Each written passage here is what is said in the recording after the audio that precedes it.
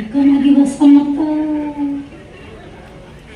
ନାଚ ବାଲି ପଇସା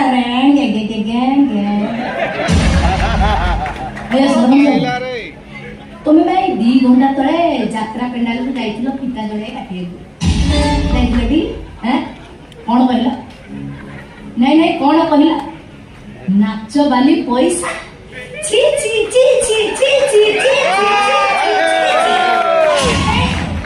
ନାଚ ବାଲି ପଇସାରେ ଝିଅ ବାହାଘର ଭଳି ପବିତ୍ର ପୁଣ୍ୟ କାମ ହବନି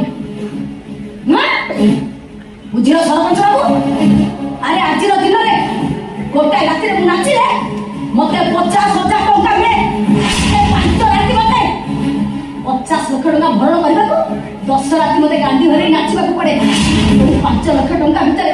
ଗାଡି ପଡା ପେଟ୍ରୋଲ ଭୋକ ନିନ୍ଦା ଅପମାନ ଆଉ ଆପଣ ମାନଙ୍କର 500